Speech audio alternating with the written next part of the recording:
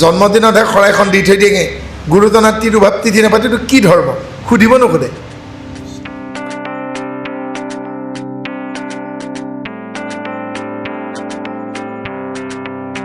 আমাৰ 18খন পুৰাণৰ ভিতৰত আটাইতকৈ শ্ৰেষ্ঠ পুৰাণ মহাপুৰাণ দেই এতিয়া মহাপুৰাণ হ'বলৈ হ'লে কি লাগিব ইয়াৰ 10টা লক্ষণ থাকিব লাগিব ভাগৱত ভাগীত এই শ্ৰীমদ ভাগৱত ভাগীত আমাৰ ইয়াত 10টা লক্ষণ আছে সৰ্গ বিসৰ্গ স্থান পোষণ মনন্তৰ ঈশানুচৰিত নিৰোধন মুকুতি অইনবিলাক পুৰাণত 4টা বা 5টা লক্ষণে পাব বংশানুচৰিত পাবই মনন্তৰ পাব কিন্তু এই শ্ৰীমদ ভাগৱতৰ বাহিৰে বাকীবোৰত সৰ্গ পালেও বিসৰ্গৰ বিষয়ে বেছিকৈ পাব কিন্তু ঈশানুচৰিত তাত নাপায় মুকুতি আৰু নিৰোধনৰ কথাও নাই এই মহাভাগৱতে সমস্ত জীৱৰ কল্যাণৰ কথা কৈছে আৰু লগতে ইয়াত এই 10টা লক্ষণ থকাৰ কাৰণে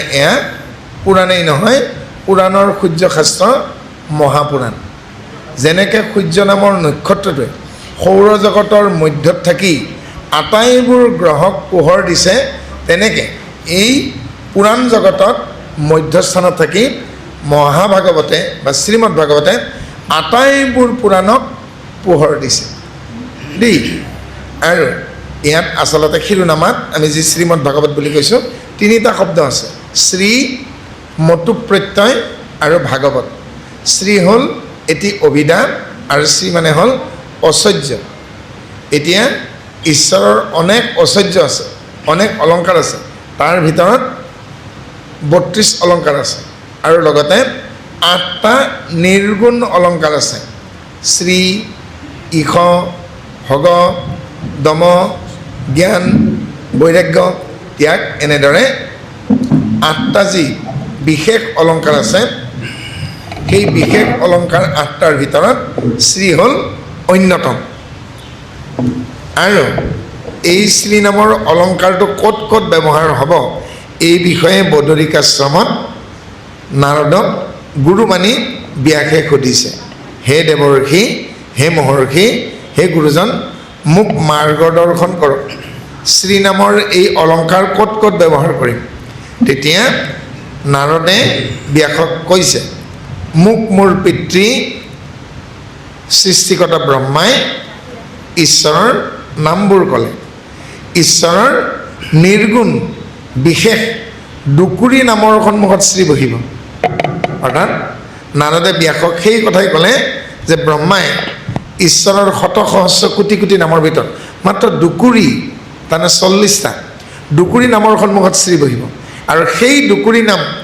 মহাপুৰুষ কৃপালুগুৰু শংকৰজনাই মাধৱদেৱক কৃপা কৰি অৱগত কৰোৱাত মাধৱদেৱে নামঘোষাত নামান্বয় খণ্ডত 140 নম্বৰ ঘোষাৰ পৰা 180 নম্বৰ ঘোষালৈকে 40টি বিশেষ নাম উল্লেখ কৰিছে আৰু সেই 40টা নামৰ সন্মুখত শ্ৰী বহিব শ্ৰী কৃষ্ণ শ্ৰী বিষ্ণু শ্ৰী হৰি শ্ৰী অচ্যুত শ্ৰী কেশৱ পাইছে নহয় শ্ৰী ত্ৰিবিক্ৰম শ্ৰী বৈকুণ্ঠ আপোনালোকে চাবচোন অহাকালি মাধৱদেৱৰ আৱিৰ্ভাৱ মহোৎসৱ অলপমান পুংখানুপুংখকৈ নামঘোষাখনো চাবচোন দেই গতিকে ঈশ্বৰৰ বিশেষ দুকুৰি নামৰ সন্মুখত শ্ৰী বহিব শাস্ত্ৰৰ উত্তম হোৱাৰ বাবে গীতা আৰু ভাগৱতৰ সন্মুখত শ্ৰী বহিব গীতাখন হ'ল বেদান্তৰ সাৰ আৰু উপনিষদৰ সাৰ আৰু ভাগৱত ভাগী হ'ল আগম নিগম কল্প চৰুদয় মাৰ্গ ঈশা মীমাংসা জ্যোতিষ বৈশেষিক ন্যায় নিৰুক্ত ছন্দ কল্প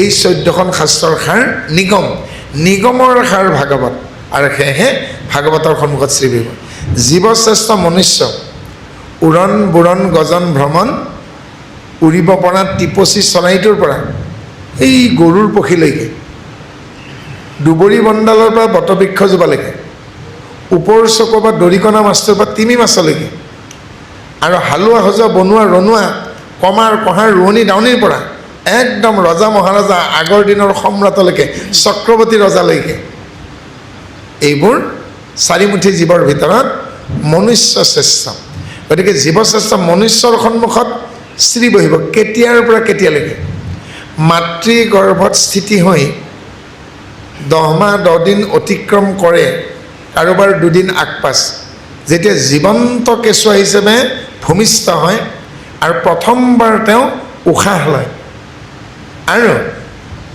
মৃত্যুৰ আগমুহূৰ্তত যেতিয়া শেষবাৰৰ বাবে নিশ্বাস পৰিত্যাগ কৰে, তাৰ মাজৰ সময়খিনিত শ্ৰী বহিব। অৰ্থাৎ কেঁচুৱা হৈ জন্ম হোৱাৰ পাছত প্ৰথম যেতিয়া উশাহ ল'ব আৰু শেষ নিশ্বাস ত্যাগ কৰিব, প্ৰথম উশাহ লোৱাৰ পৰা শেষ নিশ্বাস ত্যাগ কৰাৰ মাজৰ সময়খিনি নামে হ'ল জীৱন। জীৱনটো বৰ চুটি, মৃত্যুৰ দেৱতাৰ হাতৰ পৰা ধাৰ কৰি অনা অকণমান সময়। গতিকে সেই অকণমান সময়ৰ কাৰণে মানুহৰ নামৰ ঘৰ সন্মুখত শ্ৰী বহে। মটু প্ৰত্যয় সংস্কৃত ব্যাকৰণ, একে পাণিনিৰ অষ্টাধ্যায়ী ব্যাকৰণত এটি বিশেষ অধ্যায় প্ৰত্যয়। প্ৰত্যয় নামৰ এটি বিশেষ অধ্যায় আছে, নিৰ্দিষ্টতাবাচক প্ৰত্যয়, যি প্ৰত্যয়ে আন কোনো বস্তুক নিৰ্দিষ্টকৈ বুজায়। তা, তো, খন, বোৰ, বিলাক, তাৰি, তাৰ, নহয় জানো? এতিয়া যোৱাকালি এজনী শাহুৱেকে এগৰাকী শাহুৱেকে বোৱাৰীয়েকক কৈছে, চুলি কোচা বান্ধি নোলোৱা কিয়? মই শাহুৱেকক কৈছোঁ, অ' মা শুদ্ধ হোৱা নাই। বোলে কি? আপুনি বোৱাৰীক এনেকৈ কওক, চুলি তাৰি বান্ধি লোৱা। চুলিৰ লগত কোচা নহয়, অসমীয়া ভাষাত চুলিৰ লগত তাৰি। ভকতবিলাক আহিছে, এজনে কৈছে, মই বোলো ভুল হৈছে, ভকত বৃন্দ আহিছে, গৰুবিলাকেহে আহিব পাৰে।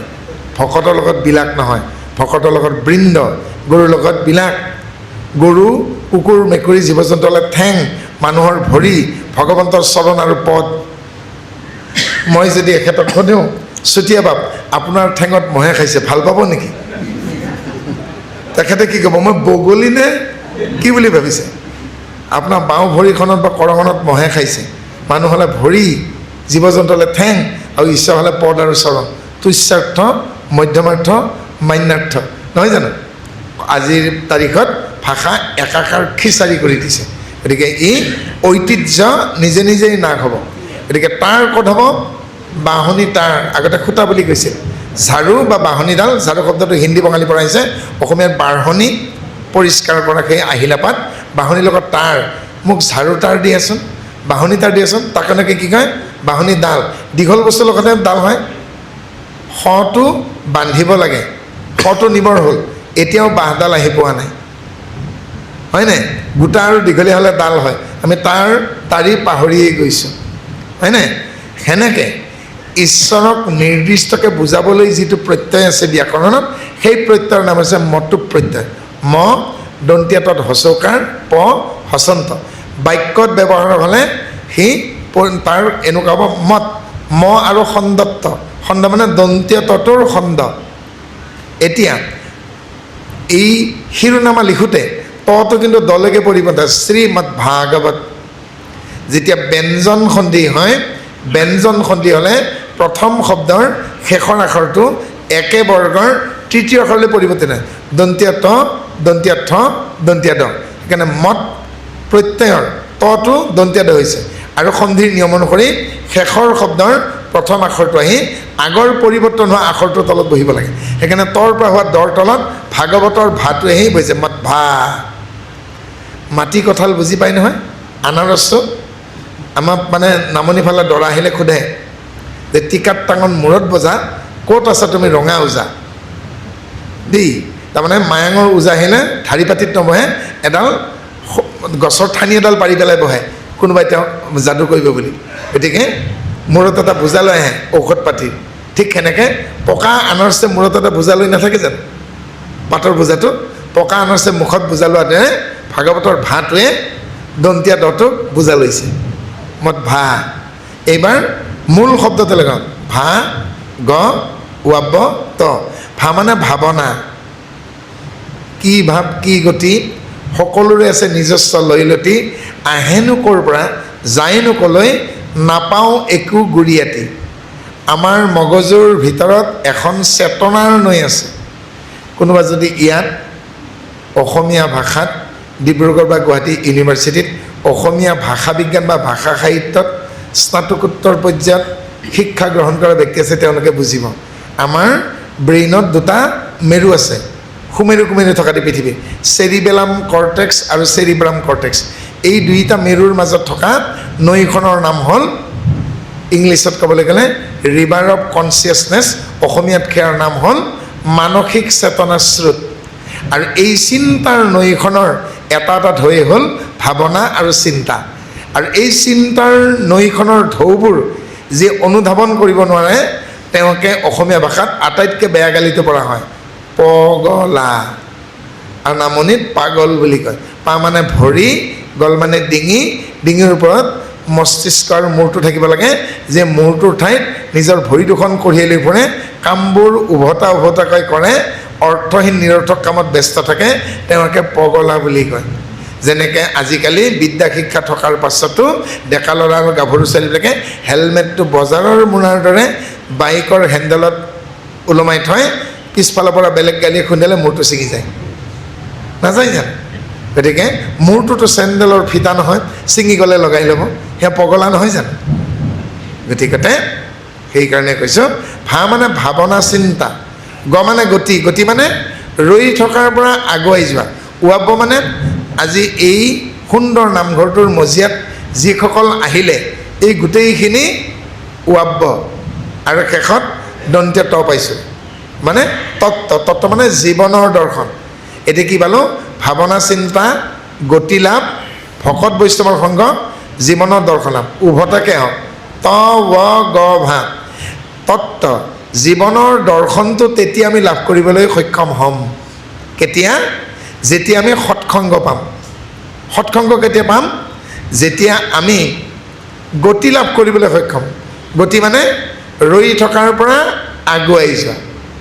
এতিয়া গটোৱে কি বুলি কৈছে এই যুগ সাপেক্ষে কলি যুগ সাপেক্ষে মানৱ জন্ম ধৰা সাপেক্ষে ভাৰতবৰ্ষত উপজা সাপেক্ষে যিবোৰ অদৰকাৰী নিৰৰ্থক নিষ্প্ৰয়োজন ক্ৰিয়া কাণ্ড আৰু পৰম্পৰা যিবোৰ অদৰকাৰী আজিৰ দিন সাপেক্ষে সেইবোৰ যেতিয়া আমি এৰিব পাৰিম ত্যাগ কৰিব পাৰিম তেতিয়া আমি সন্তৰ সংগ ল'বলৈ সক্ষম হ'ম কেতিয়া আমি ত্যাগ কৰিব পাৰিম ভাৱনা চিন্তা যেতিয়া সত্য শুদ্ধ হ'ব মনত সুদৃঢ় বিশ্বাস আহিব এইবাৰ সংজ্ঞাটো ক'ব লাগিলে কি ক'ব লাগিব এজন ব্যক্তিৰ পুৰুষেই হওক বা মহিলাই হওক ভাৱনা চিন্তা যেতিয়া সত্য শুদ্ধ হ'ব মনত সুদৃঢ় বিশ্বাস আহিব আৰু তেতিয়া তেওঁ নিজৰ বিচাৰ বিবেচনাৰে বিবেকবান হৈ অদৰকাৰী অপ্ৰয়োজনীয় নিৰৰ্থক ক্ৰিয়া কাণ্ড পৰম্পৰা অনীতি অনাচাৰ অকথা বেবিচাৰ এইবোৰ এৰিব পাৰিব তেতিয়া তেওঁক ভগৱন্তে সন্তৰ সংগ দিব জীৱনৰ পদূলি বাটত আৰু সন্তৰ সংগ তেওঁক জীৱনৰ লক্ষ্য স্থিৰ কৰিব পাৰিব আৰু জীৱনৰ দৰ্শন লাভ কৰিব এই ভাগৱত ইয়াৰ পিছত কি কৈছে শ্ৰীকৃষ্ণই নমঃ আমি শ্ৰীটো বুজিলোঁ ঈশ্বৰৰ এক বিশেষ অলংকাৰ শ্ৰী শব্দ এটা তিনিটা আখৰ আছে তালব্য স কম্পিত ধ্বনি ৰ আৰু ই দীৰ্ঘ ই সমানে শৰীৰ মৰ্ফলজিকেল এক্সিষ্টেঞ্চ এটা আকৃতি ৰ মানে ৰমন জীৱাত্মা নামৰ পৰা প্ৰকৃতিৰ সহায়ত 23টা অপৰা প্ৰকৃতিয়ে শৰীৰত যি কাৰ্য জীৱিত অৱস্থাত সঞ্চালনা কৰে তাকে ৰমন বুলি কয় অলপ টান পাইছে নহয় জানো শৰীৰত দুটা প্ৰকৃতি আছে এই বিষয়ে শ্ৰীমদ ভাগৱত গীতাখনত কৃষ্ণই অৰ্জুনক 13 নম্বৰ অধ্যায় ক্ষেত্ৰ যুগত কৈছে হে সখা ধনঞ্জয় মানুহৰ শৰীৰত দুটা প্ৰকৃতি আছে পৰা প্ৰকৃতি আৰু অপৰা প্ৰকৃতি পৰা প্ৰকৃতি হ'ল জীৱাত্মা যিয়ে শৰীৰটোৰ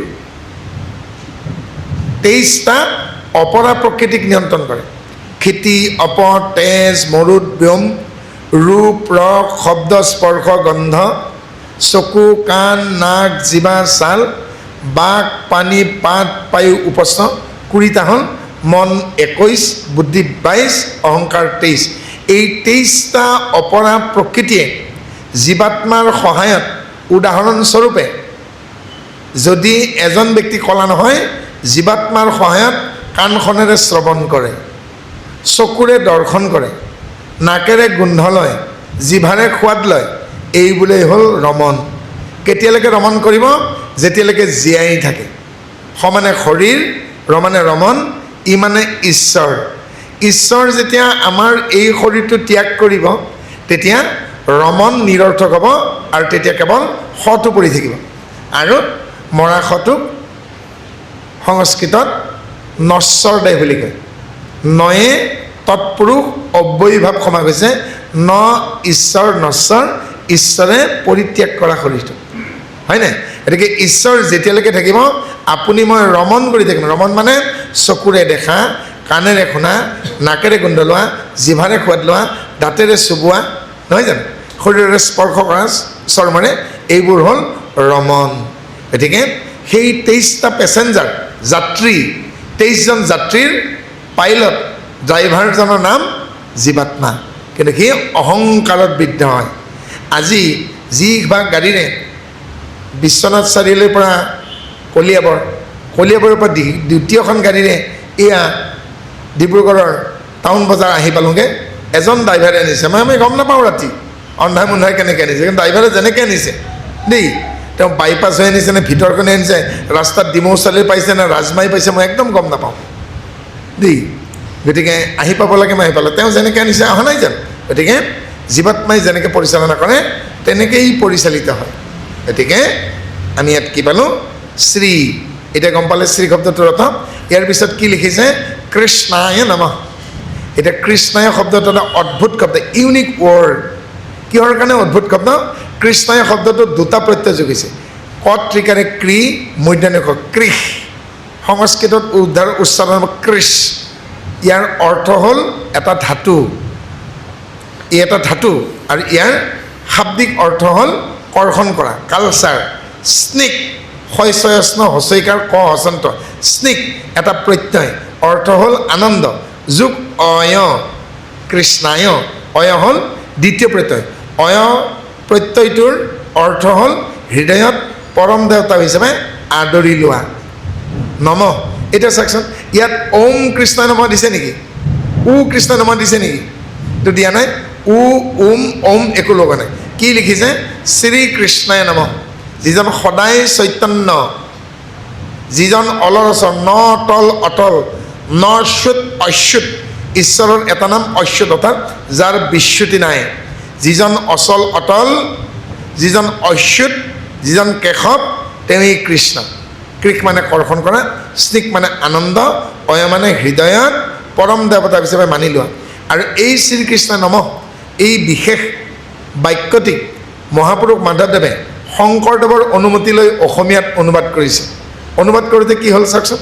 প্ৰভু ভগৱন্ত অনন্ত ঈশ্বৰ প্ৰপন্ন জনতাৰাম, তুমি প্ৰিয়তম পৰম দেৱতা জানিয়া লৈলো শৰণ। জানিয়া কিন্তু অৰ্থাৎ তুমিয়েই আত্মাৰ অধিকাৰী হৃষিকেশ পৰমাত্মা। মাধৱ পুৰুষে লিখিছে আত্মা হৃষিকেশত তুমি সৰ্বসাক্ষী। দেখা নাই জানো? তুমি সৰ্বসাক্ষী আত্মা হৃষিকেশৰ। গতিকে আত্মাৰ অধিকাৰী পৰমাত্মা তেওঁক হৃদয়ত মহাপুৰুষ মাধৱদেৱে কি কৰিলে? মানি লৈছে, হয় নাই? গতিকে সেইকাৰণে ব্যাসে ভাগৱতৰ পদূলি বাটত কি লিখিলে? শ্ৰীকৃষ্ণায় নমঃ। অৰ্থাৎ কইনা ঘৰৰ পদূলিতেই কইনাৰ ভনীয়েক বা ভায়েকে ভৰিহাল ধুৱাই দিয়াৰ পাছত সেই দৰাটোক কইনাৰ মাকে বা দেউতাকে গৰম দিন হ'লে বিচনীৰে, ঠাণ্ডা দিন হ'লে পানেৰে বৰি আনে। চেলেংখনত ধৰি বৰি আনোতে কয় বিষ্ণুস্বৰূপ বৰ সোমাই আহা। পদূলিতে বৰি অনা নাই জানো? পদূলিতে যেনেকৈ বৰক বিষ্ণুস্বৰূপ বৰ বুলি বৰি আনে, সেনেকৈ ভাগৱতৰ নঙলা মুখতে, এই পদূলি মুখতে, পদূলি বাটতে তেওঁক আদৰি লৈছে। তুমি মোৰ হৃদয়ৰ প্ৰাণৰ পৰম দেৱতা। এয়া আমি পালোঁ শ্ৰীকৃষ্ণ নমঃ। ইয়াৰ পিছত কি বুলি বাপে আবৃত্তি কৰে? উ নমো ভগৱতে বাসুদেৱায়। উ হ'ল বেদৰ প্ৰণৱ ধ্বনি। উ দেই, ওম নহয় কিন্তু। উ আখৰটোৰ ওপৰত চন্দ্ৰবিন্দু আছে। একেধৰণৰ শব্দ দ্বিতীয়ত আছে উম, উ আৰু ম, উম। একেধৰণৰ শব্দ তৃতীয়ত আছে ওম। ভাষা সাহিত্যত আৰু বৈদিক সাহিত্যৰ জিলিঙনিত পাবগৈ উ, উম, ওম ক'ত ব্যৱহাৰ হ'ব? 11জন ৰুদ্ৰ, 12জন আদিত্য, 2জন অশ্বিনী কুমাৰ, লগতে সোম, আপ, অনিল, ধৰ, অনল, প্ৰভাস প্ৰত্যক্ষ এই অষ্টবসুৰ সৈতে 33জন দেৱতাক যদি আবাহন কৰে বিপ্ৰই বা পুৰোহিতে গৃহস্থৰ অনুৰোধ মৰ্মে তেতিয়াহ'লে তেওঁলোকৰ নামৰ আগত দেৱতাৰ ওম লাগিব। ওম শব্দৰ অৰ্থ হ'ল যিসকল দেৱ দেৱী স্বৰ্গমত্য পাতালতেই সীমাবদ্ধ, যি বৈকুণ্ঠত নাথাকে।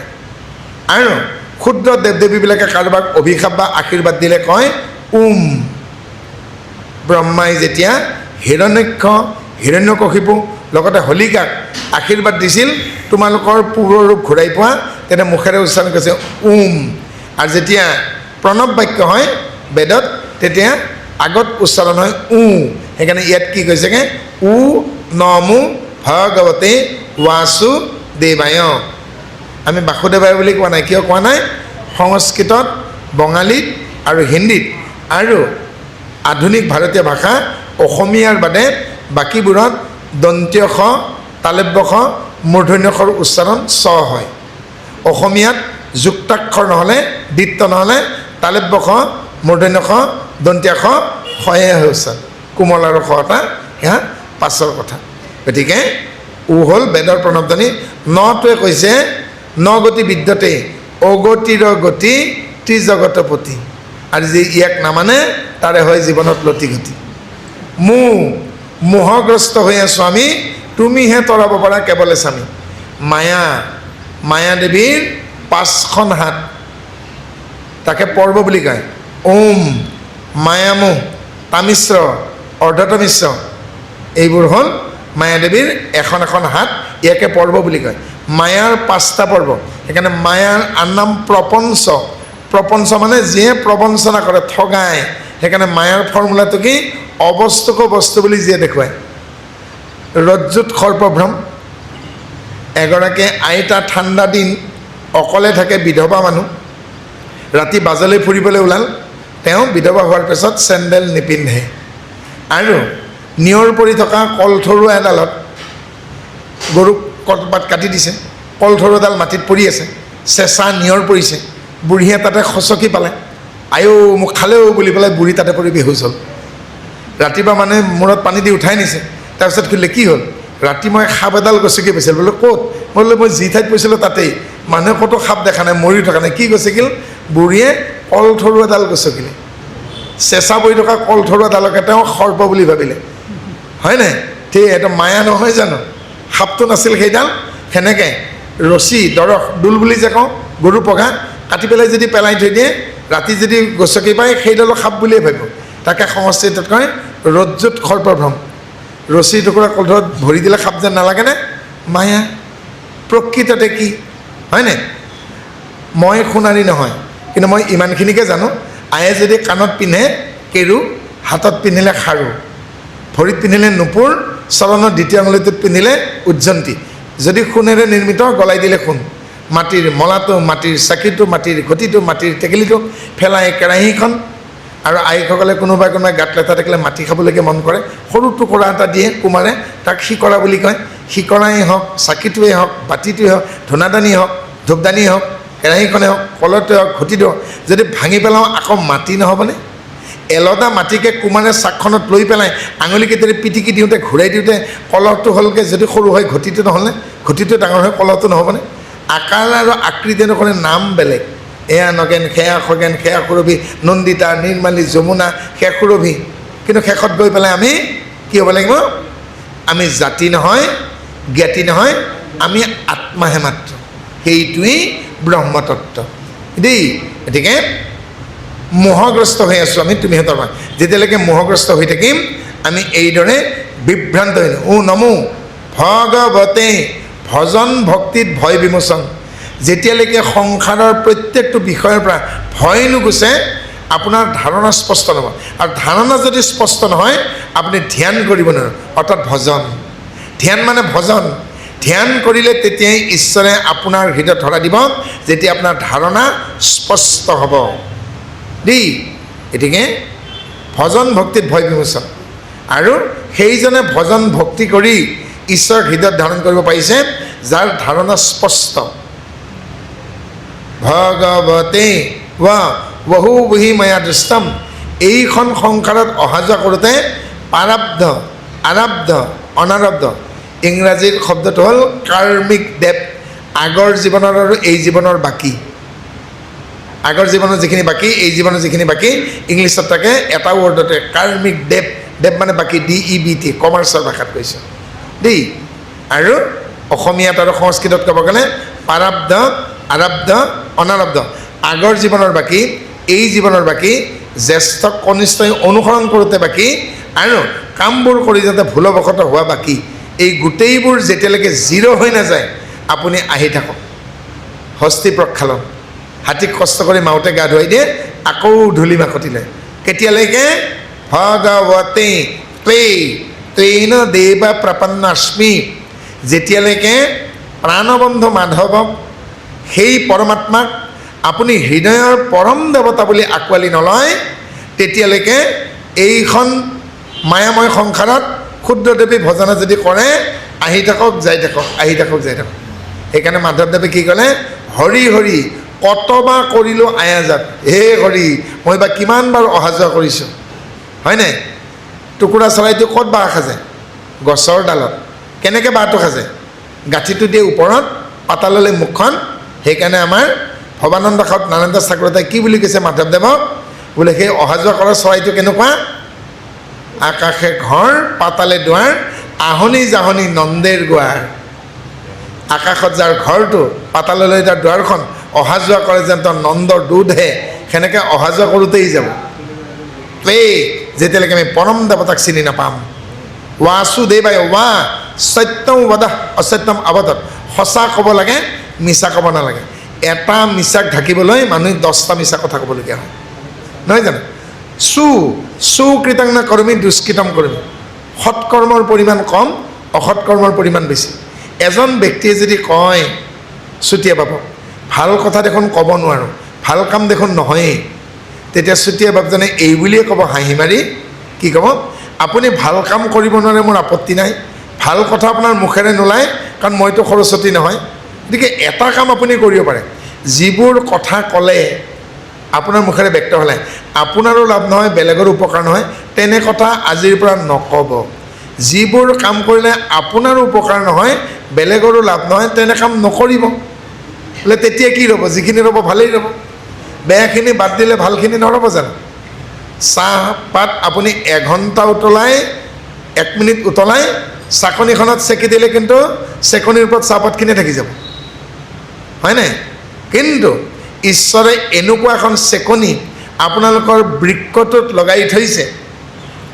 যিখন চেকনিৰে আপুনি ৰঙা নীলা কলা যি পানী নাখাওক আজিকালি বজাৰত বহু ধৰণৰ চৰ্বত পায় কোম্পানীবিলাকৰ মই নাম নকওঁ নহয় জানো এই গৰমত ঠাণ্ডা কৰিবলৈ ৰঙা নীলা কলা বহুত ধৰণৰ চৰ্বত খাই দিয়ে আৰু গধূলি কোনোবাই অকণমান গাৰ বিষ কমাবলৈ মানে হেৰি অলপ পানী সাজ পানী খায় আৰু দেই গতিকে সেয়া মানে যি ধৰণৰ ৰঙেই নহওক কিন্তু কিডনীৰ ভিতৰেৰে যেতিয়া যাব হয়নে কিডনীটোত কিন্তু বাকী যি পানীয়ে নাখাওক তাক কিন্তু একদম ফিল্টাৰ পানী কৰি পেলাই বাহিৰ কৰি দিব কিন্তু যদি তেওঁ ডেমকেয়াৰ টনিক খাইছে কিন্তু পিছদিনাখন তেওঁ ৰঙা কালাৰেৰেই পেচাব কৰিব লাগিব কাৰণ কৌটিল্যই কৈছে জুই খালে হেনো এঙাৰ হাগিবই লাগিব বাকীবিলাক পানী চাফা কৰিব কিডনীয়ে কিন্তু কিডনীয়ে কিমান কষ্ট পাব লাগিব গামোচাৰ ৰঙা ফুলকেইটাৰ কালাৰৰ দৰে যদি ৰঙা পানী পেচাব কৰিবলগীয়া হয় তাৰমানে সেই কষ্ট পাইছে হয়নে যেনেকৈ নিশা যিয়ে আমিষ খাদ্য ভোজন কৰিছে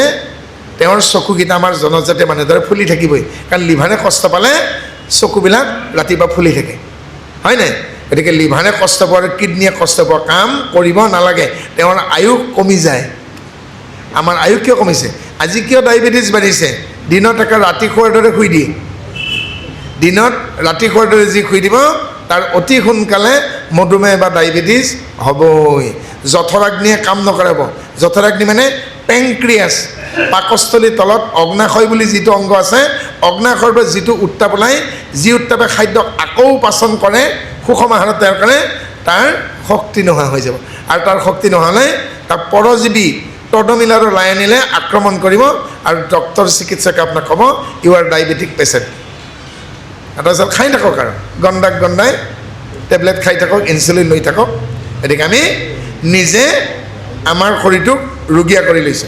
এই পাছত কি কৈছে? ৱাসুদেৱায়, ৱাসুদেৱায়, দেহা সলাই সলাই আহিছোঁ আমি, দেহা সলাই সলাই। ইয়াৰ আগত বা কি দেহা লৈছিল? যিসকলে হাত ভৰি থকা স্বত্তেও, সচ্ছল হোৱা স্বত্তেও যদি সন্তৰ সংগলৈকে নগ'ল, অহা জন্মত তেওঁক কি কৰি জন্ম দিব? গছ বৃক্ষ কৰি জন্ম দিব ঈশ্বৰে। যিসকলে কেৱল খাদ্যৰ নামত আমিষেই ভোজন কৰিলে, তেখেতক আমিষ আহাৰী জীৱ, মাংসহাৰী জীৱ কৰি জন্ম দিব, নিদিব জানো? গতিকে যি ধৰণে আমি কাম কৰিছোঁ, যদি আকৌ আহিবলগীয়া হয় সেই ধৰণে দেহা সলাই সলাই আহিছোঁ। যিয়ে সৎকৰ্ম কৰিছে তেওঁহে মনুষ্যৰ ধৰ্ম পাব, মনুষ্যৰ শৰীৰ পাব। ৱাসুদেৱায়, আকৌ এইবাৰ কি কৈছে? সুমধুৰ ভাষিনীম, বেলেগে বা আপোনাৰ সন্মুখত থকা কাকো আপুনি মনত আঘাত দি কথা নক'ব। কাৰণ বোবা এজনকো যদি কোনোবাই মনত আঘাত পোৱাকৈ গালি পাৰে, আৰু সেই বোবা কলা মানুহজনে যদি বুজি পায় মোক বেয়াকৈ কৈছে, বোবা মানুহজনেতো গালি পাৰিব নোৱাৰে। কিন্তু কাতি মাহতহে ভীমকল কাটিলে কলাখাৰ হয়, কিন্তু শাওণ ভাদলৈকে কল কাটিলে কিন্তু পচি যায়। বাৰিষা কল কাটি শুকুৱালেও যেনেকৈ পচি যায়, বোবাই অভিশাপ দিব নোৱাৰিলেও কিন্তু বেয়া কথা কোৱা মানুহজন নিজে নিজেই পচি যাব দেই। এয়া নীতিশাস্ত্ৰ কয়। শেষত কৈছে ৱাসুদেৱায়, কৰ্মযোগে জীৱা জন্ম হৌক সংসাৰত।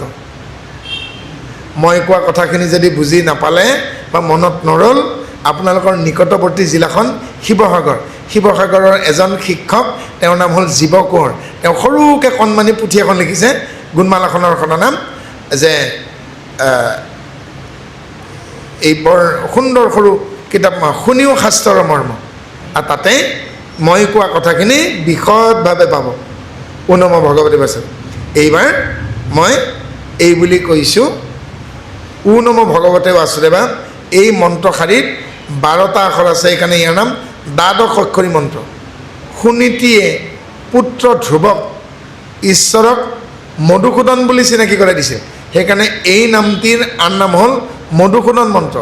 এই মন্ত্ৰটিৰে নাৰদে কয়াধুপুত্ৰ প্ৰহ্লাদক আৰু কয়াধুকো আৰু লগতে সুনীতিপুত্ৰ ধ্ৰুৱক শৰণ দিছিল।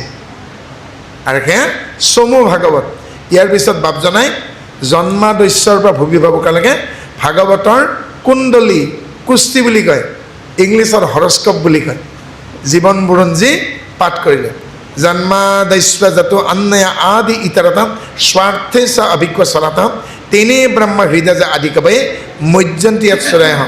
উৰণ বুৰণ গজন ভ্ৰমণ চাৰিমুঠি জীৱক সৃষ্টি কৰাৰ কাৰণে সৃষ্টিকৰ্তা ব্ৰহ্মাক আদি কবি বোলা হৈছে। আদি কবয়ে মজ্জন্তী ইয়াত চৰায়। ব্ৰহ্মাৰ ধ্যানৰ বিষয়বস্তু যেনেকৈ ব্ৰহ্ম, সেনেকৈ ইয়াত চুৰায় দন্তীয়া খ দীৰ্ঘকাৰ কম্পিত ধ্বনি ৰ অন্তিষ্ট য় চুৰয়। চুৰয় সংস্কৃতত, অসমীয়াত সুৰয়।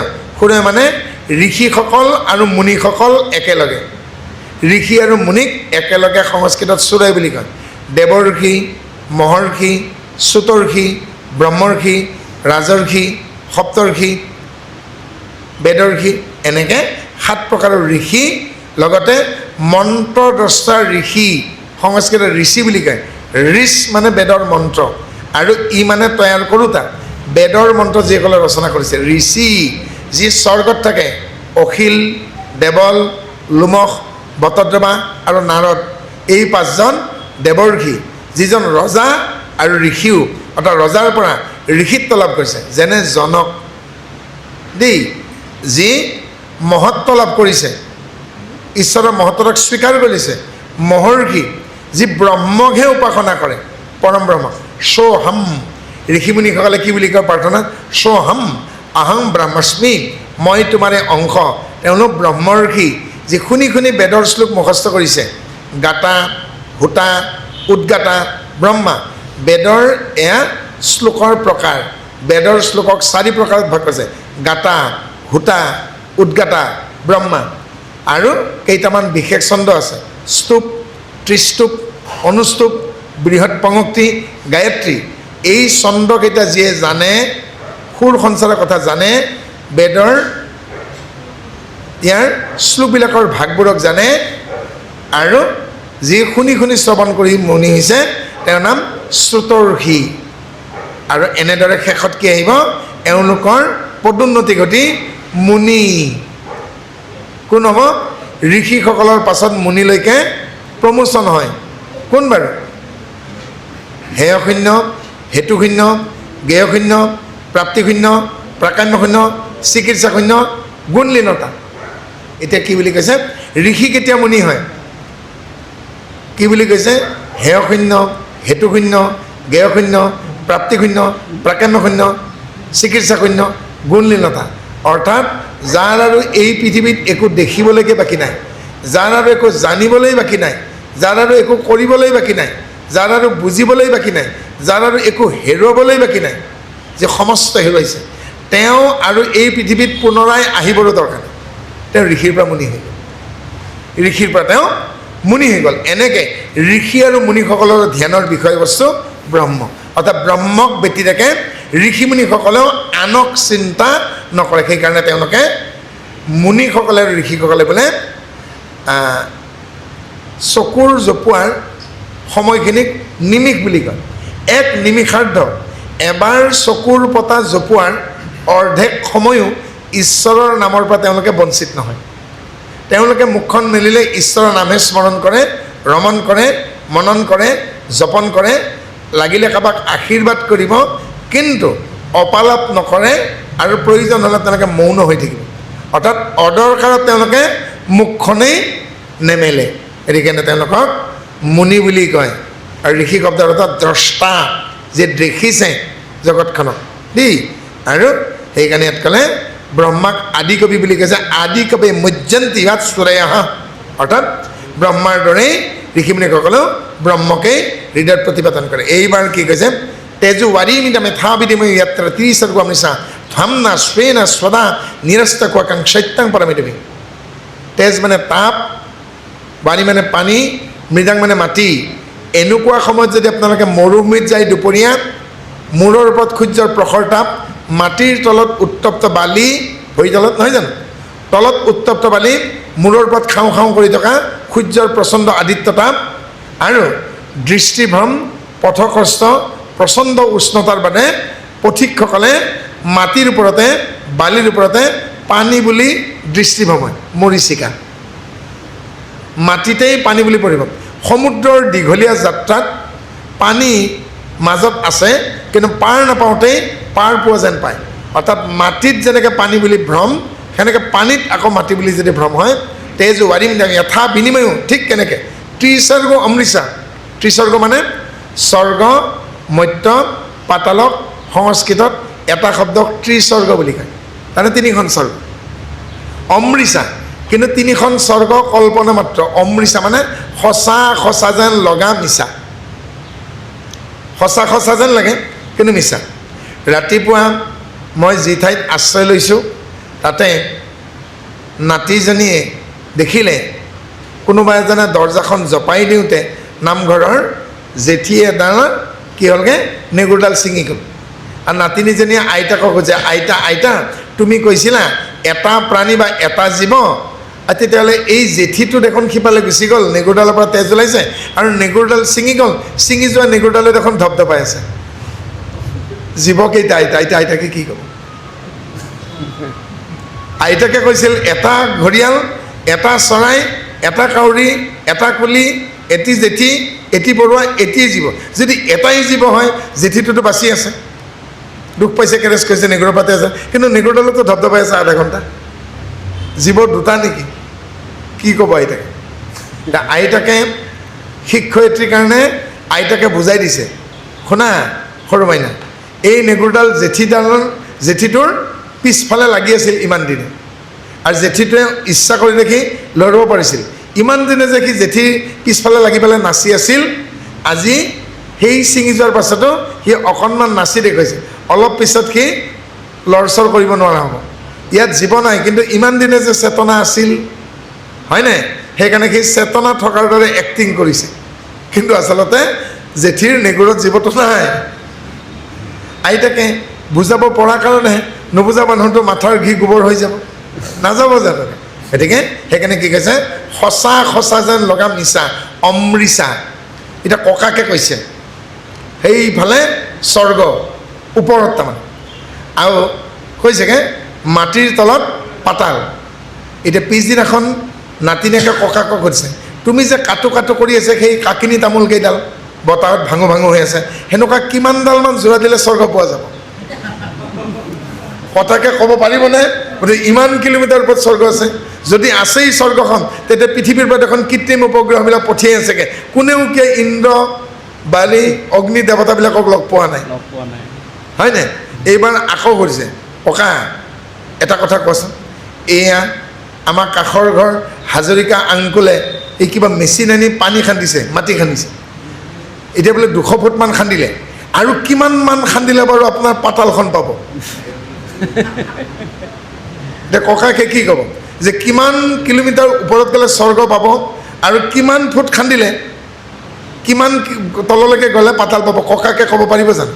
তাৰমানে স্বৰ্গ বুলি কল্পনা, পাতাল বুলি কল্পনা মাত্ৰ, নহয় জানো? স মানে নিজৰ, ৰ মানে ৰমণ কৰা, গ মানে গৌৰৱ। যেতিয়া অহংকাৰত থাকি এয়া মোৰ মাটি, মোৰ ঘৰ, এয়া মোৰ ছোৱালী, এয়া মোৰ সম্পত্তি, এইবিলাক হ'ল স্বৰ্গ। স্বৰ্গ নহয় জানো? হয় নাই? আমি বৈকুণ্ঠ বুলি নকওঁ জানো? এতিয়া তাতে উদ্বোধন কৰোঁতে কৈছে আজি এয়া বৈকুণ্ঠত পৰিণত হৈছে। বৈ মানে নাই, বি বা বৈ মানে নাই, কুণ্ঠ মানে কুণ্ঠাবোধ। যেতিয়া আপোনালোকৰ মনত কুণ্ঠাবোধ নাথাকিব, কি বুলি? যে ঈশ্বৰ বাহিৰত নাই, ভিতৰতে আছে, সেই বৈকুণ্ঠ। এনে বিকুণ্ঠা শব্দৰ পৰা বেকুণ্ঠ, বেকুণ্ঠৰ পৰা বৈকুণ্ঠ, আৰু ঈশ্বৰৰ এটা নাম, এখন স্থান, নহয় জানো? সেই গতিকে কুণ্ঠাবোধটো নহ'ব লাগিব। ত্ৰিস্বৰ্গ অমৃতসাহা ধামনা স্বৈন সদা নিৰস্ত কং সত্যং পৰমেদি। আৰু যেতিয়া মেঘে বা ডাৱৰে আৱৰি ধৰে দিনতে আকাশখন, তেতিয়া আমি দিনতে নিশা হোৱা যেন পাওঁ। যেনেকৈ দিনতে নিশা হোৱা যেন লাগে কলীয়া মেঘে আৱৰি ধৰে, ঠিক তেনেকৈ যাৰ চকুজুৰি চানি পৰিছে, চকুজুৰি, ইংলিছত কেটেৰেক্ট বুলি কয়, হিন্দীত মটিয়াবিন বুলি কয়, অসমীয়াত চানি ধৰা বুলি কয়, চলিহা পৰা বুলি কয়, বিভিন্ন নাম আছে। চকুত চানি পৰিলে, চানি পৰা ৰোগ হ'লে মানুহজনৰ সন্মুখৰ দৃশ্য স্পষ্টকৈ নেদেখে। ঠিক তেনেদৰে মায়াই যেতিয়া আমাৰ এই দৃষ্টিত চানি ধৰিব, তেতিয়া প্ৰকৃত ঈশ্বৰক আপুনি দেখা নাপাব। গতিকে বাহিৰত সংগ দেখায়ক, অন্তৰত এক আত্মবোধ। অৰ্থাৎ যেতিয়ালৈকে লুস্ত্ৰবৎ পৰত দেৱেশু, মাতৃবৎ পৰত দ্বাৰেশু, আত্মবৎ সৰ্বভূষেটো নহ'ব, তেতিয়ালৈকে তেওঁ ভকত হ'ব নোৱাৰে। বেলেগৰ সম্পত্তি মানেই কুটা গছ। কুটা গছ কি? অ দীৰ্ঘকাৰ মূৰ্ধন্যত আকাৰ। কুটা মানে তাঁতশালত কাপোৰখন বওঁতে বোৱনীয়ে দুটা গাড়ী দেখে, কি কি বাৰু? দীঘল আৰু বাণীৰ, সূতাও দুবিধ, আৰু তাঁতশালৰ গাড়ীও দুটা। মনত পৰিছেনে মই কি কৈছোঁ? যিসকল ৰোৱনী, যিসকল বোৱনী, তেওঁলোকে বুজি পাব। ৰৈয়ে ধপধপাই, বৰালীয়ে কমাই, বুঢ়া গোহাঁইৰ পুতেকে মাজে মাজে ওলাই আৰু সোমায়। তুলুঠা দুৰপতিত ভৰি দুখন, ৰাখন থপৌকে মাৰি দিব, নহয় জানো? দিগটো কমি যাব, পানীটো বাঢ়িব, আৰু মাকুতে হ'ল বুঢ়া গোহাঁইৰ পুতেকটো ওলাই আৰু সোমায়, হয়নে? এনেকৈ বুঢ়া গোহাঁইৰ পুতেকে ওলাওঁতে সোমাওঁতে মাকুটোৰ সেই ধাৰটো লাগি সূতা যায় ছিঙি, নাযায় জানো? মাটিত ছিঙি পৰা সূতাডালৰ টুকুৰাটোকেই চেলেঙি হওক বা চাদৰ হওক, তাকে কয় কুটা। বেলেগৰ সম্পত্তি মানে কুটা গছ। কাৰোবাৰ ছোৱালীজনী আজি ছোৱালী, কালি গাভৰু হ'ব, পৰহি বোৱাৰী হ'ব, মা হ'ব, উৰণি আহিব, বাননি ল'ব, শাহু হ'ব, এদিন বুঢ়ী হৈ মৰিব, নহয় জানো? গতিকে নাৰী মাত্ৰেই মাতৃ বা ভগ্নী, পুৰুষ মানেই ভাতৃ বা পিতৃ, নহয় জানো? আৰু নিজে যেনে আনুখেনে, মই জাতি নহয়, জ্ঞাতি নহয়, এক আত্মা মাত্ৰ। সেইটোৱেই হ'ল ভকতীয়া ভাৱনা। এই ভাৱনা নহালৈকে তেওঁ এজন প্ৰকৃত মানুহ হ'ব পৰা নাই। গতিকে সেই ভাৱনাত আমি আহিব লাগিব। কেতিয়া কি আহিব নিদিয়ে? এই মায়াই আমাক চানি ধৰিছে। এইবাৰ কি বুলি কৈছে? আমাৰ ধৰ্মটো কি? কোনে কাক সুধিছে? পৰীক্ষিতে সুখদেৱক প্ৰথম প্ৰশ্ন কৰিছে, ভৌ গুৰুদেৱাহ তব পিতৃণ দ্বাৰা কো ধৰ্ম প্ৰদায়তে হে ব্যাসৰ তনয় সুখদেৱ, আপোনাক মই গুৰু বুলি মান কৰিছোঁ, আপুনি মোক অনুগ্ৰহ কৰি কওক আপোনাৰ পিতৃ কৃষ্ণ দ্বৈপায়ন বাদৰায়ণ বেদব্যাসে আপোনাক কি ধৰ্ম দিলে? তব পিতৃণ দ্বাৰা কো ধৰ্ম প্ৰদায়তে কিমান ধুনীয়া কথা কৈছে। এতিয়া যদি এখেতৰ সন্তানটোৱে সোধে, অ' পিতাই, অ' দেউতা, এই কথা এটা কওকচোন, এই আমাৰ যে মানুহ হ'লে মূৰ নুখুৰাই, নৈৰ পাৰত দহা নাপাতে, হয়নে? আৰু দ্বাদশৰ দিনাখন ইয়াত যে মাছ মঙহ একো ব্যৱহাৰ নকৰে, আৰু দ্বাদশ নোহোৱালৈকে যে তেল নাখায়, গধূলি হ'লে 7 দিন পাঠ কৰে, হয়নে? বছৰিকে শৰাধ নাপাতে, জন্মদিনতহে শৰাইখন দি থৈ দিয়েগৈ, গুৰুজনাৰ তিৰুভাৱ তিথি নাপাতে, এইটো কি ধৰ্ম? সুধিব নোসোধে, হয়নে? সেই কথাখিনি সেইকাৰণে গুৰু জয়ন্তী আৰু মাধৱ জয়ন্তীৰ সময়তে উঠি অহা সৰু সৰু ল'ৰা ছোৱালীবিলাকক আমি শ্ৰীমন্ত শংকৰদেৱ সংঘই আমাৰ নেতৃস্থানীয় সভাপতি আচাৰ্য শৰণাচাৰ্য পদাধিকাৰ এখেতসকলে গুৰু পৰিচয়ৰ জৰিয়তে আমাৰ উঠি অহা প্ৰজন্মখিনিক বুজাই দিয়ে। আৰু যদি তেওঁলোকক বুজাই নিদিয়ে ভৱিষ্যতে নুবুজিব, নহয় জানো? গতিকে ঠিক এনেকৈ পৰীক্ষিতে সুধিছে, আপোনাকনো আপোনাৰ পিতৃয়ে কি ধৰ্ম দিলে? এইবাৰ কি ক'লে? ধৰ্মা প্ৰৌজিত কৈতভৌত্ৰ পাৰাম নিৰ্মৎস্বৰণম সতম वेदं वास्तवमत्र वसु सीवतम तापत्रय उन्मीलानम। हे राजन, आदि भौतिक आदि दैविक आध्यात्मिक তিনি তাপৰ পৰা যি ধৰ্মই পৰিত্ৰাণ দিব পাৰে সেই ধৰ্মত কেতিয়াও কপট আৰু হিংসাৰ স্থান নাই। ধৰ্ম প্ৰৌজিত কৈতভৌত্ৰ পাৰমা নিৰ্মৎস্বৰণম সতম, অৰ্থাৎ যি ধৰ্মত কপট নাই, কপট মানে কৈতৱ বা কপট নাই আৰু হিংসা নাই, আৰু যি ধৰ্মত আচলতে আদি ভৌতিক আদি দৈবিক আধ্যাত্মিক তিনি তাপৰ পৰা পৰিত্ৰাণ পাব পাৰি, তেনে ধৰ্মকেই মোক মোৰ পিতৃ পৰাশৰ তনয় কৃষ্ণ দ্বৈপায়ন বাদৰায়ণ বেদব্যাসে মোক দিলে। এতিয়া মই ব্যাসৰ নামটো কি বুলি কৈছোঁ বুজিব পাৰিছেনে? কৃষ্ণ দ্বৈপায়ন বাদৰায়ণ বেদব্যাস। ব্যাসৰ গাৰ বৰণ চৰুৰ কাজলৰ দৰে কলা আছিল, সেইকাৰণেই অম্বিকাই আৰু অম্বালিকাই দেখি লাজ কৰিছিল, যাৰ পৰিপ্ৰেক্ষিতত ভয় খাইছিল কাৰণে তেওঁৰ গাৰ বৰণ দেখি অম্বিকাৰ পুত্ৰ দৃষ্টিহীন হ'ল, আৰু অম্বালিকাই লজ্জা পালে, ইমান কেটকেটীয়া কলা মানুহটোৰ ওচৰলৈকে মোক শাহুৱে পঠিয়াব লাগেনে, সেইকাৰণে তেওঁৰ পুত্ৰৰ জন্মতেই জণ্ডিছ ৰোগ হ'ল, পাণ্ডুৰোগ। ব্যাসৰ গাৰ বৰণ কেটকেটীয়া কলা আছিল, চৰুৰ কাজৰ, সেইকাৰণে তেওঁৰ নাম কৃষ্ণ।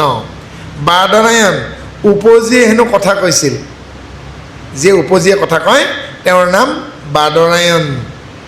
কৃষ্ণ দ্বৈপায়ন, দ্বৈপায়ন নামৰ হ্ৰদত সত্যৱতী আৰু পৰাশৰৰ সম্পৰ্কত হোৱা সন্তানটোৰ নামেই হ'ল দ্বৈপায়ন। তেওঁৰ দ্বৈপায়ন হ্ৰদৰ মাজৰ মাটিত তেওঁৰ জন্ম।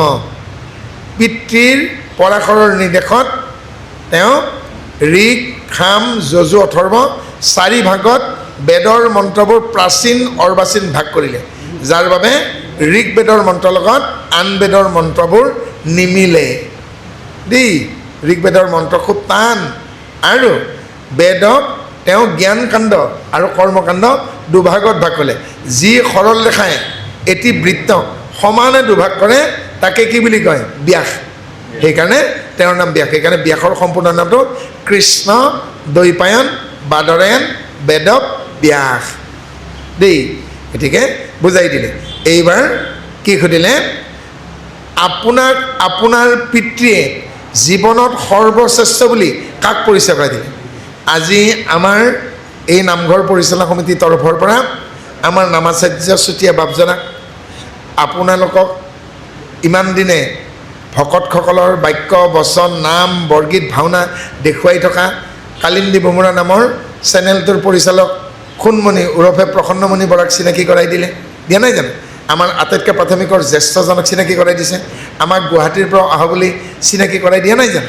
সেনেকৈ সুধিছে আপোনাক আপোনাৰ জীৱনত আটাইতকৈ শ্ৰেষ্ঠ কাক চিনাকি কৰাই দিলে? তেতিয়া সুকে কি কৈছে? 7 নম্বৰ আৰু 8 নম্বৰ শাৰীষাৰ কৈছে, শ্ৰীমদ ভাগৱতে মহামুনিকেতে কিং বা পৰিৰিচনা সদ্যা ঋদ্যা আবৰিদ্যতে কৃত্যবিশ্বস্ত্ৰস্য বিশ্বাসনা। হে ৰাজন, শ্ৰীমদ ভাগৱত ৰচনা কৰা পুৰাণ মুনি কৃষ্ণ দ্বৈপায়ন বাদৰায়ণ বেদব্যাস মোৰ পিতৃয়ে পৰমেশ্বৰ পৰম দেৱতা কৃষ্ণক হৃদয়ৰ আৰাধ্য দেৱতা হিচাপে চিনাকি কৰাই দিলে। পৰমাত্মা পৰমেশ্বৰৰ লগত চিনাকি হোৱাৰ পাছত অন্য ক্ষুদ্ৰ দেৱ দেৱীক উপাসনা কৰাৰ প্ৰয়োজনীয় বা কি? মই অসমীয়ালৈ অনুবাদহে কৰিছোঁ দেই। এডাল আকাৰ ইকাৰো পৰিৱৰ্তন কৰাৰ অধিকাৰ আমাৰ নাই। কিং বা পৰিৰিচনা, প্ৰয়োজন বা কি? কিং বা, কিন্তু পৰিৰিচনা মানে পৰমেশ্বৰ মানে পৰমাত্মা পৰমেশ্বৰ। পৰিৰিচনা মানে কি? পৰমেশ্বৰ শব্দৰ বিপৰীত শব্দ ক্ষুদ্ৰ দেৱ দেৱী। পৰমাত্মা পৰমেশ্বৰক চিনি পোৱাৰ পাছত ক্ষুদ্ৰ দেৱ দেৱীক পৃথকে উপাসনা কৰাৰ প্ৰয়োজন নাই। চুতীয়া বাপজনাই ভনীয়েকৰ বিয়াৰ কাৰণে গুৱাহাটীত ৰূপনগৰলৈকে যাওঁতে আমাৰ ঘৰ ওলালগৈ আৰু গৈ পেলাই মোক কৈছেগৈ, ঘৰত কোন কোন আছে? মই বোলো সকলো আছে। এই বুঢ়া মানুহজন মোৰ দেউতা। নাম কি? বোলে অমুক। তেওঁ খচখচকৈ দেউতাৰ নামটো লিখিছে আৰু লিখি পেলাই কৈছে শ্ৰীযুত অমুক আৰু পৰিয়ালবৰ্গ। চুতীয়াভাৱে চাহকাপ খাই গুচি আহিল আৰু বোলে কিবা কাম আছে অনুমতি নল'লে। মায়েতো কোৱা নাই এই বুলি, হে বোপাই হেৰি নহয়, মোৰ নামটো দেখোন চিঠিখনত নাই। ডাঙৰ দাদাই ক'ব নেকি মোৰ নামটো তাত কিয় নাই? দেউতাৰ নামত চুতীয়াভাৱে চিঠিখন দিওঁতে ভনীয়েকৰ বিয়ালৈ বুলি মোৰ দেউতাৰ পত্নী মা, ডাঙৰ দাদা ডাঙৰ বৌ, মাজু দাদা মাজু বৌ, সৰু দাদা সৰু বৌ মোক বাদেই সকলোৱে নিয়ন্ত্ৰণ পালে। গতিকে যিমান 33 দেৱতা আছে, 33জন দেৱতা সকলোৰে পিতৃ হ'ল পৰমাত্মা পৰমেশ্বৰ। গতিকে পৰমাত্মা পৰমেশ্বৰ নামত চিঠিখন দিয়াৰ পাছত সৰস্বতীক বেলেগে, লক্ষীক বেলেগে, দুৰ্গাক বেলেগে, ব্ৰহ্মাক বেলেগে দিয়াৰ কথা টকা আছে নেকি? হয়নে? ধৰি লওকচোন মই চাকৰিত আছিলোঁ, বৰ্তমান মই নাই। চাকৰিত থকা সময়ত মই প্ৰিন্সিপাল বা MDক মেনেজিং ডিৰেক্টৰক এপ্লিকেশ্যন দিয়াৰ পাছত আৰু বেলেগে আকৌ মোৰ ডিপাৰ্টমেণ্টেল হেডক চিঠি দিয়া দৰকাৰ আছে নেকি? নাই। কাৰণ মোৰ দৰখাস্তখন কোনে গ্ৰাহ্য কৰিব? অধ্যক্ষ মহোদয়। অধ্যক্ষ তোমাক 3 দিনৰ ছুটি দিয়া হ'ল। সেই ছুটি কোনোবাই কাটিব পাৰে নেকি? কোনো নোৱাৰে। সেইকাৰণে তেওঁৰ নাম জনাধ্যক্ষ, লোকাধ্যক্ষ, ত্ৰিপুৰাধ্যক্ষ, ধ্যক্ষাধ্যক্ষ, চোৰাধ্যক্ষ, সকলোৰে অধ্যক্ষ কাৰণে তেওঁৰ নাম Adhokshaja, principal all over the demigods. গতিকে তেওঁ সকলো দেৱ দেৱীৰ সকলোৰে অধ্যক্ষ, লোকৰ অধ্যক্ষ, পুৰৰ অধ্যক্ষ, পাপৰ অধ্যক্ষ, পুণ্যৰ অধ্যক্ষ, সকলোৰে তেওঁ অধ্যক্ষ। সেইকাৰণে তেওঁৰ নাম Adhokshaja, principal god all over the demigods. গতিকে সেইজনক চিনি পোৱাৰ পাছত আৰু বেলেগ দেৱতাক পৃথকে কৰাৰ দৰকাৰ নাই। সেইকাৰণে কৃষ্ণ পূজা কৰাৰ পাছত বা বিষ্ণু পূজা কৰাৰ পাছত আমাৰ লোকসকলে জানে লক্ষ্মী দেৱী পত্নী, সেইবুলি লক্ষ্মী পূজা দেখোন আৰু পৃথকে শৰাই নিদিয়ে। স্বামীক দিওঁতে স্বামী মৰমৰ পত্নী নিদিব নেকি? ভাজ্যা কাক বুলি কৈছে? যিয়ে স্বামীৰ উপাধি, সম্পত্তি, মান, সন্মান, পাপ, পুণ্য সকলোৰে স্বতঃস্ফূৰ্তভাৱে আধা ভাগ পায়। সেইকাৰণে ভাৰ্যা। গতিকে বিষ্ণুক যিখিনি দিছে তাৰে আধা লক্ষ্মী দেখোন এনেই পালে, হয়নে? সেইকাৰণে কৈছে কৃষ্ণক পুজিলে পূজা হয় সকলোৰে, পৃথকে পুজিলে পূজা কেহু নপায় দেই। ইয়াৰ পিছত শেষত আমাক কি কৈছেগৈ? নিগম কাল্পতৰুৰ গলিতম ফলম সুকাদা মুখাদা অমৃত পদমচম। এই বাক্যখানিৰ অসমীয়া অনুবাদো এখেতে পৰিছে। সকলো নিগম কল্পতৰু পঢ়া নাই যাম। আগম, নিগম, কল্প, সৰুদয়, মাৰ্গ, ইতিহাস, মীমাংসা, ন্যায়, নিৰুক্ত, ছন্দ, জ্যোতিষ, ব্যাকৰণ, এই 14খন শাস্ত্ৰ। এই 14খন শাস্ত্ৰৰ সাৰ নিগম। এই নিগমৰ কথাখিনি পদ্মকল্পত পৰম ব্ৰহ্মই ব্ৰহ্মাক 4 শ্লোকে ক'লে, বেলেগে শুনা নাই। ব্ৰহ্মাই 2 শ্লোকে নাৰদক ক'লে, বেলেগে শুনা নাই।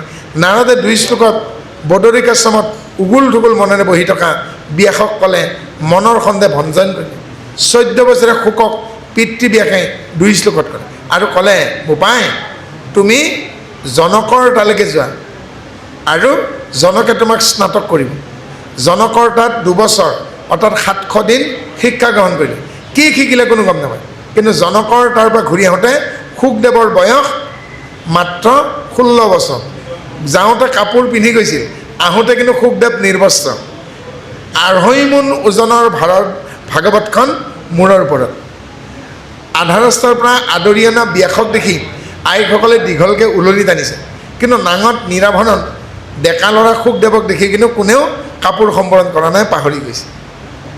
আৰু শুকদেৱে গংগাৰ পাৰত মৃত্যুৰ কাৰণে অপেক্ষা কৰি থকা পৰীক্ষিতৰ সন্মুখত ভাগৱত ব্যক্ত কৰোঁতে শেষত একাদশ আৰু দ্বাদশ স্কন্ধত দুটা কথা নিজৰ পৰা ক'লে। এই পৰম ব্ৰহ্মই ব্ৰহ্মাক কোৱাৰ পৰা শুকদেৱে পৰীক্ষিতক কোৱালৈকে মূল কথা ভাগৱতৰ 12টা: জীৱ, ঈশ্বৰ, মায়া, তৰণ, জ্ঞান, বিজ্ঞান, তদং, ৰহস্য, জাতি, দ্ৰব্য, গুণ, ক্ৰিয়া। এই 12টা কথাই বহল কৰোঁতে কৰোঁতে কৰোঁতে গৈ অৰ্ণামেণ্টেড কৰোঁতে কৰোঁতে গৈ পেলাই অলংকৃত হয় দ্বাদশ স্কন্ধ ভাগৱত হৈছে। ইয়াৰ চেপ্টাৰবিলাকক কি বোলে? স্কন্ধ। স্কন্ধ মানে কাণ। সিংহ এটাই কাণখনৰ জোৰত তাতকৈ 4-5 গুণ ওজনৰ মহ এটা টানি ধৰি নাযায়নে? লৈ নাযায় জানো? গতিকে ভগৱন্ত তেওঁৰ কান্ধৰ জোৰত গোটেই বিশ্ব ব্ৰহ্মাণ্ড যেন দাঙি লৈছে। সেইকাৰণে ভাগৱতৰ এটা এটা মূল খণ্ডৰ নাম স্কন্ধ। মহাভাৰতত পৰ্ব, পৰ্ব মানে ফেষ্টিভেল, উদ্যোগ পৰ্ব, কৰ্ণ পৰ্ব, যুদ্ধ পৰ্ব, ভীষ্ম পৰ্ব, শান্তি পৰ্ব, নাই জানো? ৰামায়ণত কাণ্ড, কাণ্ড মানে ঘটনা, কিষ্কিন্ধা কাণ্ড, বালকাণ্ড, অৰণ্যকাণ্ড, নহয় জানো? গোটেই চব কাণ্ড, তাত ঘটনা। কীৰ্তনত আখ্যান, উপাখ্যান, চৰিত্ৰ, গীতাত অধ্যায়, আৰু বেদত এটা এটা চেপ্টাৰক ব্ৰাহ্মণ বুলি কয়। প্ৰত্যেকৰে চেপ্টাৰৰ নাম বেলেগ বেলেগ, প্ৰত্যেকৰে চেপ্টাৰৰ নাম বেলেগ বেলেগ। গতিকে ইয়াত কি কৈছে? স্কন্ধ। এয়ে দ্বাদশ স্কন্ধ ভাগৱতৰ উপবাদ্য আছিল। কিমতে ভকতি কৰিব তোমাত হৰি হৰি হৰি।